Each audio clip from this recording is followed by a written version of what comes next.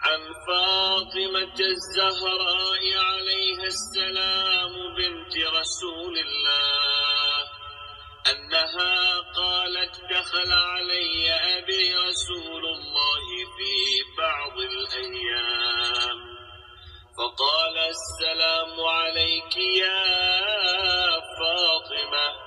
فقلت: وعليك السلام. قال: إني أجد في بدني ضعفا. فقلت له: أعيذك بالله يا أبتاه من الضعف. فقال: يا فاطمة ائتيني بالكساء اليمان فغطيني به. فأتيته بالكساء اليمان فغطيته به، وصرت أنظر إليه وإذا وجهه يتلألأ كأنه البدر في ليلة تمامه وكماله. فما كانت إلا ساعة وإذا بولدي الحسن قد أقبل وقال: السلام عليك يا أماه. فقلت: وعليك السلام يا قرة عيني وثمرة فؤادي.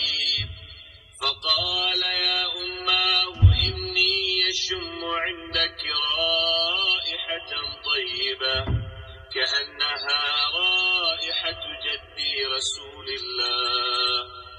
فقلت: نعم، إن جدك تحت الكساء. فأقبل الحسن نحو الكساء وقال: السلام عليك يا جداه يا رسول الله، أتأذن لي أن أدخل معك تحت الكساء؟ فقال: وعليك السلام يا ولدي ويا صاحب حوضي، قد أذنت لك. فدخل معه تحت الكساء. فما كانت إلا ساعة وإذا بولدي الحسين قد أقبل وقال: السلام عليك يا أماه. فقلت: وعليك السلام يا ولدي ويا قرة عيني وثمرة فؤادي. فقال لي: يا أماه إني أشم عندك رائحة طيبة كأنها رائحة جدي رسول الله. فقلت: نعم، إن جدك وأخاك تحت الكساء. فدنا الحسين عليه السلام نحو الكساء وقال: السلام عليك يا جداه، السلام عليك يا من اختاره الله، أتأذن لي أن أكون معكما تحت الكساء؟ فقال: وعليك السلام يا ولدي ويا شافع أمتي، قد أذنت لك. فدخل معهما تحت الكساء. فأقبل عند ذلك أبو الحسن علي بن أبي طالب وقال: السلام عليك يا بنت رسول الله. فقلت: وعليك السلام يا أبا الحسن ويا أمير المؤمنين. فقال: يا فاطمة إني أشم عندك رائحة طيبة كأنها رائحة أخي وابن عمي رسول الله. فقلت: نعم، ها هو مع ولديك تحت الكساء. فأقبل علي نحو الكساء وقال: السلام عليك يا رسول الله، أتأذن لي أن أكون معكم تحت الكساء؟ فقال: وعليك السلام يا أخي ويا وصي وخليفتي وصاحب لوائي، قد أذنت لك. فدخل علي تحت الكساء. ثم أتيت نحو نحو الكساء وقلت والسلام عليك يا أبتاه يا رسول الله أتأذن لي أن أكون معكم تحت الكساء فقال وعليك السلام يا بنتي ويا بضعتي قد أذنت لك فدخلت تحت الكساء فلما اكتملنا جميعا تحت الكساء أخذ أبي رسول الله بطرفي الكساء وأومأ بيده اليمنى إلى السماء وقال اللهم إن هؤلاء أهل بيتي وخاصتي وحامتي لحمهم لحمي ودمهم دمي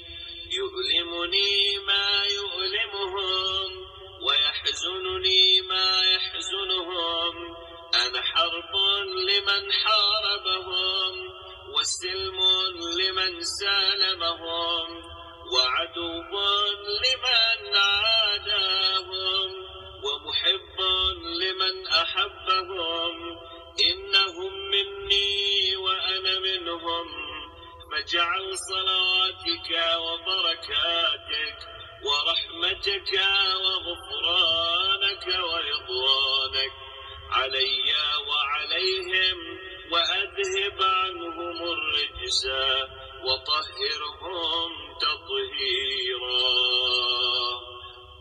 اللهم صل على محمد وآل محمد فقال الله عز وجل يا ملائكتي ويا سكان السماوات إني ما خلقت سماء مبنية ولا أرضا مدحية ولا قمرا منيرا ولا شمسا مضيئة ولا فلكا يدور ولا بحرا يجري ولا فلكا يسري إلا في محبة هؤلاء الخمسة الذين هم تحت الكساء فقال الأمين جبرائيل يا رب ومن تحت الكساء فقال عز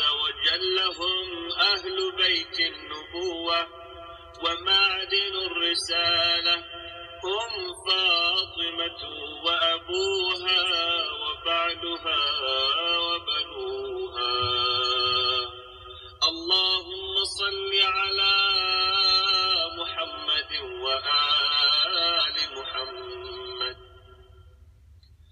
فقال جبرائيل يا رب أتأذن لي أن أهبط إلى الأرض لأكون معهم سادسا فقال الله نعم قد أذنت لك فهبط الأمين جبرائيل وقال السلام عليك يا رسول الله العلي الأعلى يقرأك السلام ويخصك بالتحية والإكرام ويقول لك وعزتي وجلالي إني ما خلقت سماء مبنية ولا أرضا مدحية ولا قمرا منيرا ولا شمسا مضيئة ولا فلكا يدور ولا بحرا يجري ولا فلكا يسري إلا لأجلكم ومحبتكم وقد أذن لي أن أدخل معكم فهل تأذن لي يا رسول الله فقال رسول الله وعليك السلام يا أمين وحي الله إنه نعم قد أذنت لك فدخل جبرائيل معنا تحت الكساء فقال لأبي إن الله قد أوحى إليكم يقول إنما يريد الله ليذهب عنكم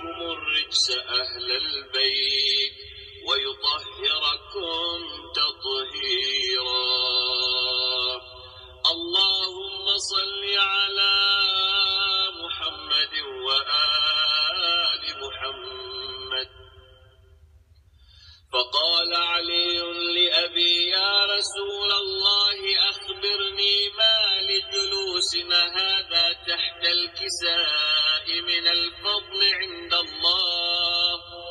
فقال النبي صلى الله عليه وآله والذي بعثني بالحق نبيا واصطفاني بالرسالة نجيا ما ذكر خبرنا هذا في محفل من محافل أهل الأرض وفيه جمع من شيعتنا ومحبينا إلا ونزلت عليهم الرحمة وحفت بهم الملائكة واستغفرت لهم إلى أن يتفرقوا. فقال علي عليه السلام إذا والله فزنا وفاز شيعتنا ورب الكعبة.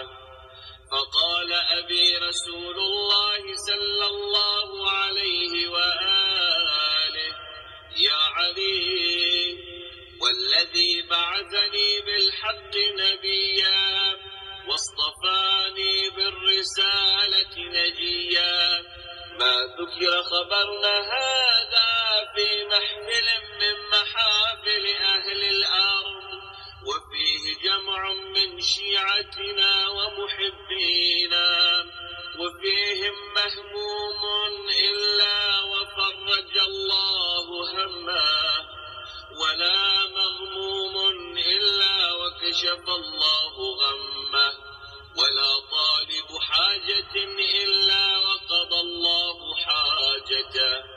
فقال علي عليه السلام إذا والله فزنا وسعدنا وكذلك شيعتنا فازوا وسعدوا في الدنيا